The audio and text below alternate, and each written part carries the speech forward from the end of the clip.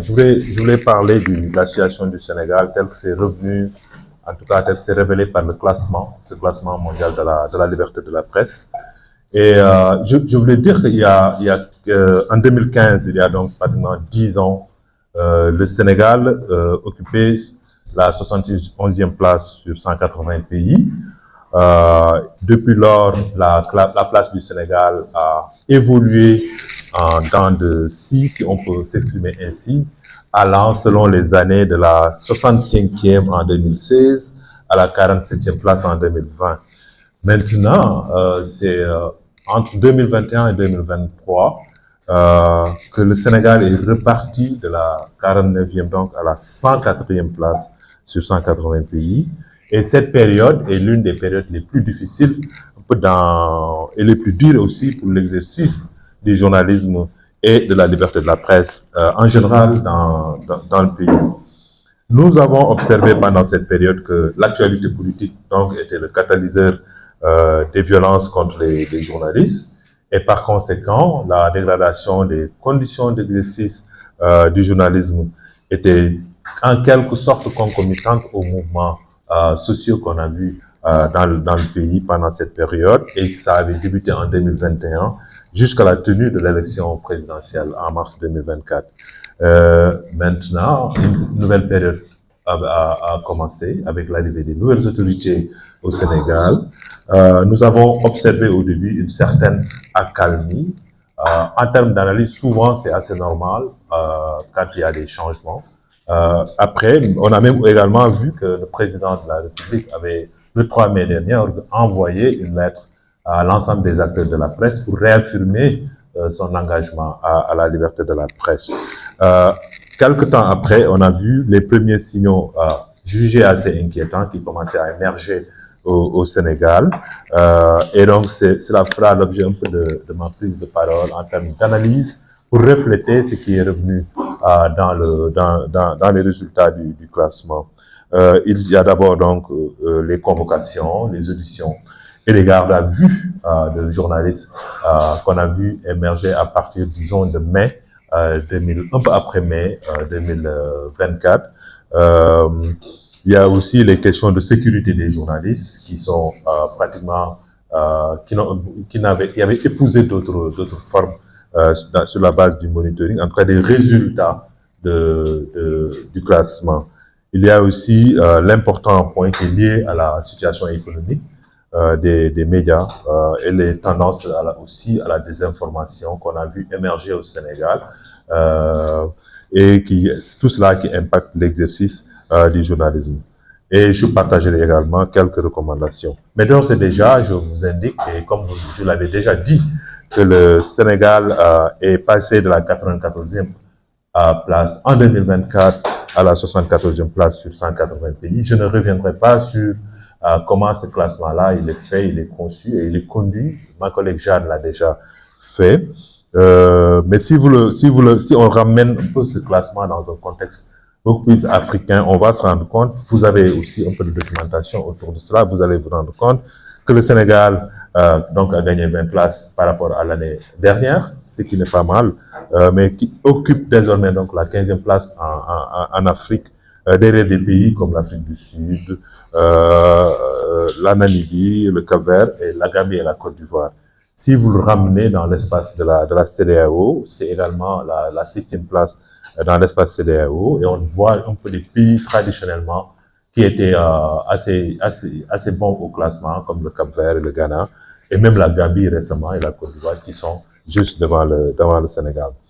Mais commençons d'abord un peu sur les tendances qu'on avait vues en termes de convocation, audition et garde à vue.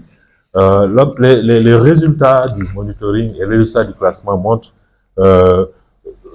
pour comparer 2024 à 2023, que les convocations ont pratiquement commencé donc à partir de mai et soulevant quelques inquiétudes ici ou là, amenant également les acteurs des médias à plus ou moins, entre guillemets, mettre en garde et se dire que plus jamais ça, on n'a pas envie de voir ressurgir en quelque sorte les démons du passé, parce que l'année d'avant, la situation était catastrophique, ou disons les 2 ou 3 années d'avant, la situation était extrêmement difficile avec tout ce qu'on avait vu.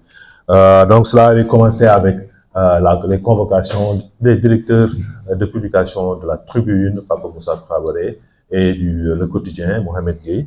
Après la publication d'articles sur l'affectation, vous vous souvenez de ce gradé d'un officier supérieur de l'armée, vous vous souvenez de cela. On a vu également en octobre la garde à vue de Cheikh Yérim Seck, le journaliste qui avait contesté dans une émission les propos du Premier ministre, en tout cas les mises en doute cela.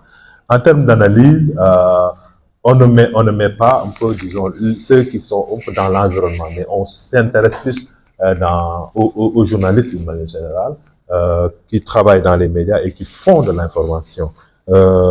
On a vu que les premières tendances, c'est que les journalistes convoqués ou placés en garde à vue repartaient libres. Ça, c'était une tendance qu'on a vue. Et si on compare un peu aux années précédentes, c'était pratiquement pas le cas. En juin 2026, on a publié un rapport où on avait dit que les journalistes, généralement, qui étaient convoqués, généralement, en fait, les juges, en tout cas les autorités judiciaires, décernaient des mandats de dépôt directement. On a vu un peu le cas au moins de 7 ou à 8 journalistes sur les questions de diffusion de fausses nouvelles.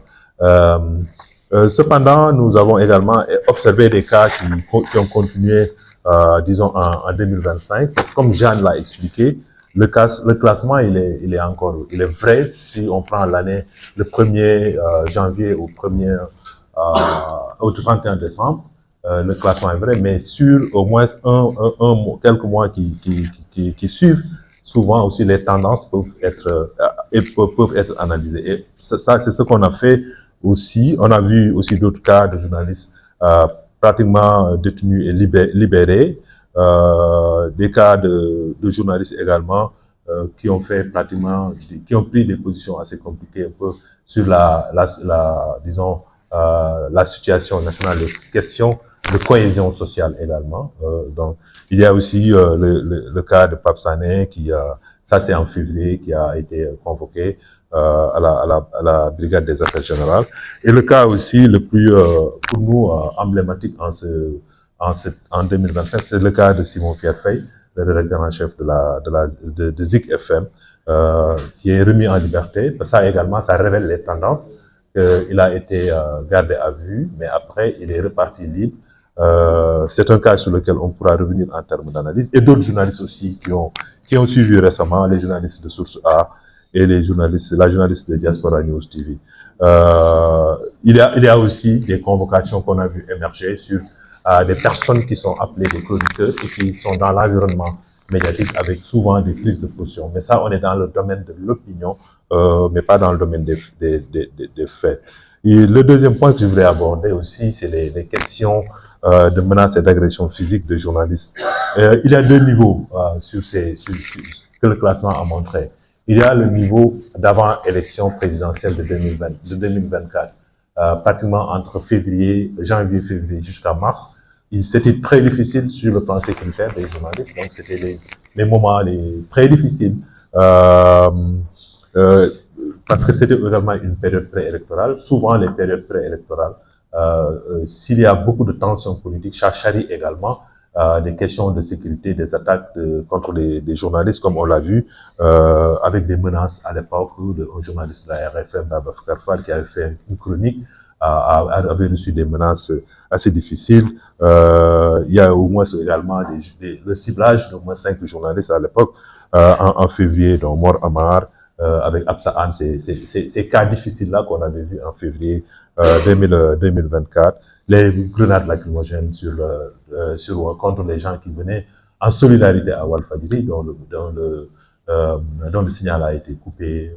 Le journaliste indépendant français Thomas Dietrich, tout cela avait été des victimes de tout cela. Maïmouna Ndour Faye aussi, un peu plus tard, vers le mois de mars, alors qu'elle sortait d'une émission, a été poignardée, et cela avait valu une certaine mobilisation de ses confrères. On a vu maintenant, à partir d'octobre, nous avons monitoré, bon, ça c'était pratiquement juste avant la période électorale, mais on a vu par exemple des journalistes aussi, deux journalistes de Sans Limite, Goné Saliou et Mati Sarnian, qui couvrait l'arrivée d'un homme politique à la division spéciale de la cybercriminalité, qui avait été victime un peu d'agression. Mais plus récemment, on a vu quelque chose qui est assez nouveau, c'est des tentatives d'attaque contre les locaux, comme on l'a vu un peu à la chaîne privée TFM, heureusement déjouée grâce à la vigilance des agents de sécurité, avec tout ce qui s'est passé. Alors donc, il y a aussi, en termes de sécurité aussi, et ça interpelle pratiquement les médias, et notamment les médias en ligne, l'émergence un peu des attaques assez inédites dans le paysage médiatique, avec Seneweb en a été victime, Dakaractu aussi en a été victime, des attaques de type DDoS, comme on dit, un peu c'est des attaques informatiques, et même Presse Afrique aussi en a également été victime. Et ça, pour nous, c'est important d'attirer l'attention des médias sur l'importance de la sécurité informatique, notamment les médias en ligne. Le dernier exemple qu'on a monitoré, c'est disons l'interpellation et l'interrogation en avril de Al Jazeera, des journalistes d'Al Jazeera, Nicolas Haque et sa caméra woman Magali Rocha à leur arrivée à Ziguinchor. Ça, c'est les aspects sécurité des journalistes en termes de. Mais ce qui est important, c'est que on sent que en termes d'analyse, sur une courbe, que c'était en train pratiquement un peu de descendre, comparé aux années précédentes au moins. Et ça, je pense que c'est l'indication phare en termes d'analyse. Maintenant, la situation économique des médias au Sénégal. Il faut dire que, d'une manière générale, donc c'est une situation qui recule de manière assez préoccupante, y compris dans le monde, au niveau global et en Afrique, y compris au Sénégal. On a dit tout à l'heure qu'il y a au moins dans 80% des pays, les 48 pays dans lesquels nous travaillons, sont impactés un peu par ce recul très grave de la situation économique des médias. Et Jeanne a expliqué l'indicateur économique qu'on mesure aussi parmi les indicateurs. Donc, il y a au moins 7% de recul au niveau global en termes de tendance. Au Sénégal aussi, les médias ont été impactés et ça a coïncidé avec l'arrivée de nouvelles autorités aussi. Et dès le mois de juin, on a vu la prise de parole déjà du Premier ministre qui disait, qui s'adressait un peu aux médias qui bénéficiaient un peu de cette décision un peu de ne pas payer les impôts, et le Premier ministre déclarait que les impayés d'impôts des entreprises de presse pourraient être assimilés à des détournements de fonds. Ça, c'est un peu parti, c'est comme ça, parce que nous, on travaille sur des bases de données, et les choses, on les monitore de manière assez datée. Auparavant, il y avait ce qu'on considérait comme l'effacement des dettes fiscales obtenues avec l'ancien régime qui était là. Et il y avait également des tendances un peu à des redressements fiscaux un peu dans les médias qui avaient repris un peu vers les années 2021 plus ou moins, les gels un peu de comptes bancaires, tout cela, la fin, les journaux qui ont fermé carrément Stade Sunulam, qui était là depuis pratiquement une bonne vingtaine d'années et qui faisait un service public utile aux populations, qui avaient fermé pour des difficultés économiques. On a aussi monitoré un peu des pertes d'emplois. Comment on a vu un peu une sorte de des journalistes qu'on a interrogés, qui étaient des journalistes, et ont commencé un peu à migrer vers d'autres métiers, pour eux beaucoup plus porteurs, par exemple. Certains dans les public relations, dans les PR, d'autres dans les types de chargés de communication, d'autres un peu dans d'autres métiers, beaucoup plus d'analystes, par exemple. Donc, il y a eu tout cela. Il y a aussi eu des arriérés de salaire, beaucoup dans certains médias, notamment dans le privé. Il y a finalement aussi eu cette journée de la presse sans presse que les médias, notamment le patronat de presse, a organisé en août, qui a été aussi massivement suivi pratiquement par la quasi-totalité. RSF, pour nous, nous estimons que la soutenabilité économique des médias est importante. Ça doit être pris en charge davantage par les autorités sénégalaises, et cela aussi doit se faire dans le cadre de larges concertations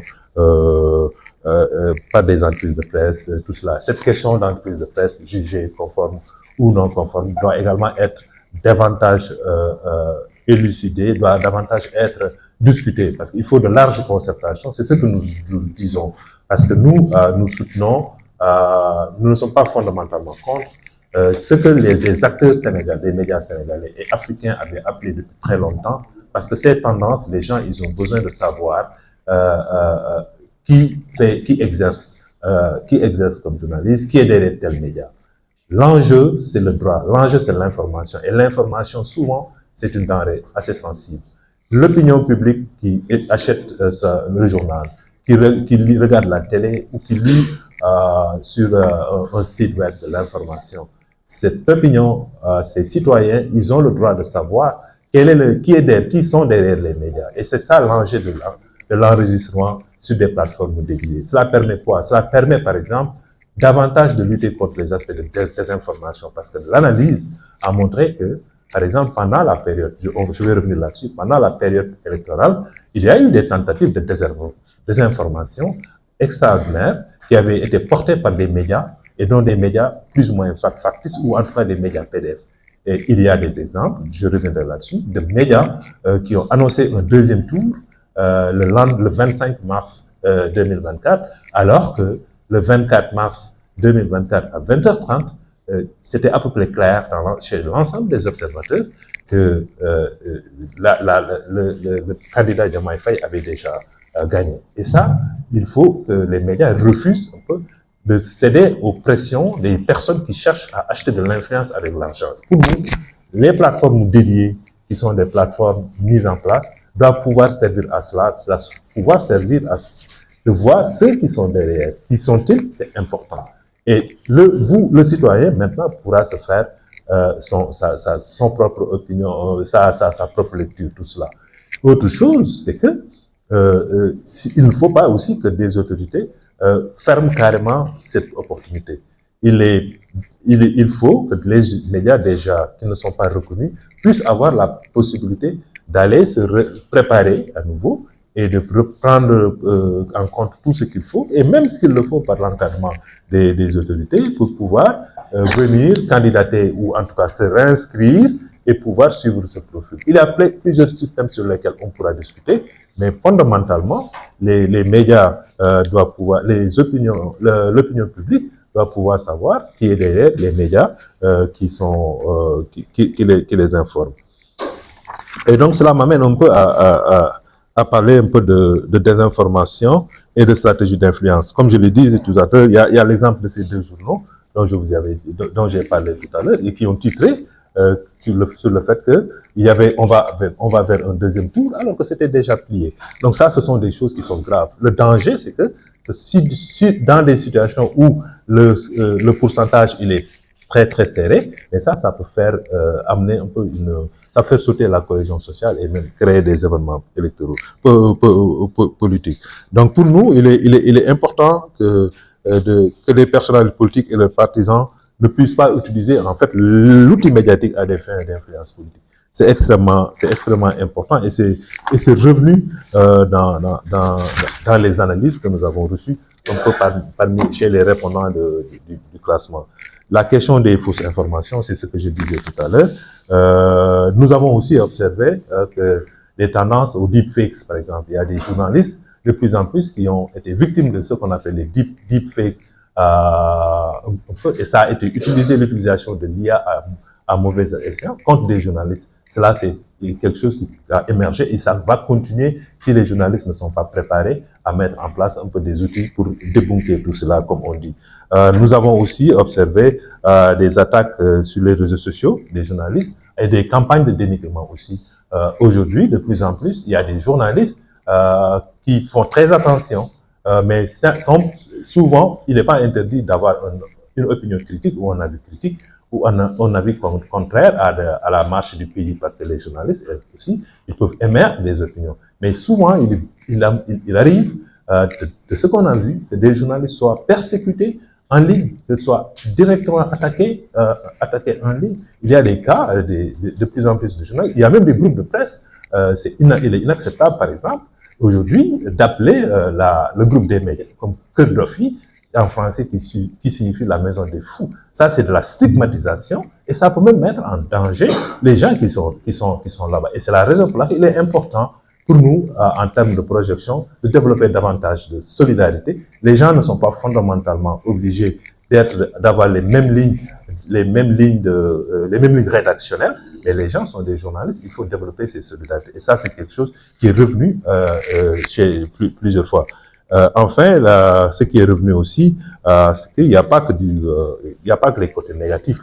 Il y a de plus en plus, en tout cas, pour ce qui est de la RTS, par exemple, la télévision nationale, il est revenu qu'il y a une perception de plus en plus positive en termes d'équilibre de l'information, en termes de pluralisme aussi, en termes d'ouverture vers d'autres courants, et ce qui n'était pas le cas pendant quelques années. Ça aussi, c'est revenu. Radio Sénégal, on n'en parle pas, elle a toujours fait comme ça. Donc, les médias publics qui font cet effort-là aussi, c'est important et c'est revenu, parce que à l'époque, pendant longtemps, les gens parlaient de médias d'État, mais les médias, c'est les médias du service public. Que vous soyez que l'État soit l'actionnaire majoritaire ou non, mais c'est le service public qui est le plus important. Et ce service public aussi, c'est fait par les médias privés, et ça aussi, il est important que ça soit compris. On a vu aussi beaucoup d'efforts de contrôle, de cross-check et de fact-check de l'information qui émergent avec des initiatives prises soit par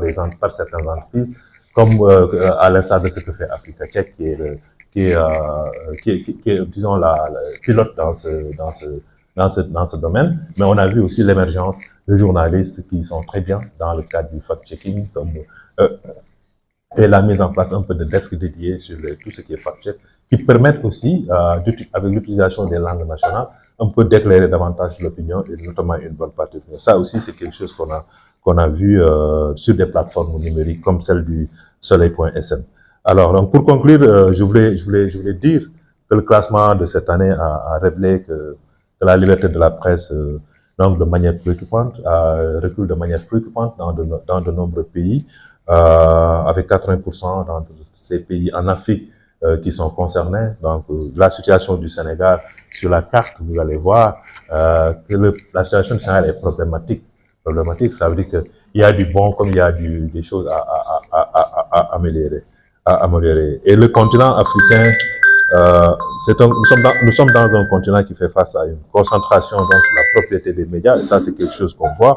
Et dans les régions en proie à des conflits aussi, comme elle a expliqué sur le cas de la RDC. Pour nous, ce qui est important, c'est qu'en direction du prochain classement, que le défi primordial d'un pays comme le Sénégal, on en gère beaucoup aussi. Mais comme nous sommes basés ici, c'est bien peut-être souvent de parler de ce pays. C'est pratiquement le défi primordial, c'est la survie économique des médias. Il est important de payer les contrats publicitaires déjà exécutés. Nous avions parlé avec des patrons de presse qui nous avaient dit que les contrats de publicitaires, avant l'arrivée des nouvelles autorités, ces patrons, leurs médias avaient déjà des contrats de publicité, mais tout a été suspendu et ils ne sont plus en mesure un peu disons, de recouvrer tout cela. Pour nous, c'est important pour injecter une bouffée d'oxygène que ces contrats de publicité déjà exécutés puissent être aussi payés. Il est aussi important. Il est aussi important. Il est aussi important que l'aide publique aux médias, donc toutes les réformes qui sont en train d'être menées et qui doivent normalement aboutir à l'aide publique aux médias, puissent normalement être augmentées et gérées de manière assez transparente, parce que là aussi, souvent, il y a la responsabilité des médias aussi qui vont bénéficier de cette aide publique-là des médias. Il y a les questions de redevabilité aussi, la possibilité pour les médias de rendre compte, parce qu'en réalité, c'est ce qui sauve les médias, la possibilité de rendre compte. Si on voit bien un peu on se rend compte qu'une rédaction sous pression économique reste toujours vulnérable aux pressions politiques, comme le classement le montre, les analyses. La question de la transparence dans la redistribution des aides publiques est louable. Maintenant, c'est la transition brutale expose la presse à un risque immédiat de précarisation et d'affaiblissement C'est la raison pour laquelle nous appelons les autorités à ne pas fermer entièrement le processus, avec notamment la commission des aînés des médias. Il faut le permettre aux médias qui ne sont pas reconnus de rediscuter, de reprendre les dispositions nécessaires pour se conformer aux exigences, parce que ces médias, en définitive aussi, font un service public, et ce service public, il est toujours utile aux populations. Nous, chez RSF aussi, nous estimons que les articles liberticides du Code de la presse, parce que nous sommes souvent dans des contextes où la dépénalisation des délits de presse est effective dans certains pays, mais au Sénégal, il y a les délits de presse aussi qui continuent un peu il existe un peu des articles qui mentionnent des peines de prison dans le Code de la presse. Pour nous, c'est toujours assez anachronique et on doit aller vers le dépérissement de ces articles. Nous demandons aussi aux autorités sénégalaises d'abandonner toutes les charges retenues contre le journaliste Simon-Pierre Faye. Et il est clair qu'il est encore sous contrôle judiciaire, tout cela, mais il faut abandonner les charges, ça va davantage contribuer à réduire toute cette tension-là. Ça, c'est une demande que nous avons faite. Tout ce qu'on voit un peu comme des...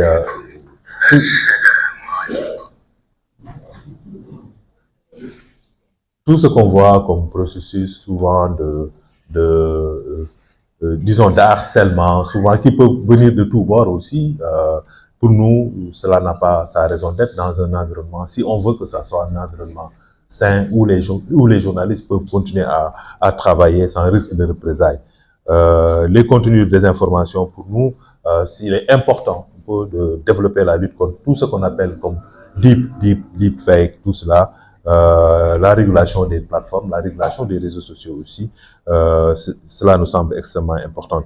D'une manière générale, nous avons chez RSF ce qu'on appelle la Journalism Trust Initiative, qui est une initiative importante que nous avons proposée aux autorités sénégalaises, et on va continuer à travailler avec les médias sénégalais.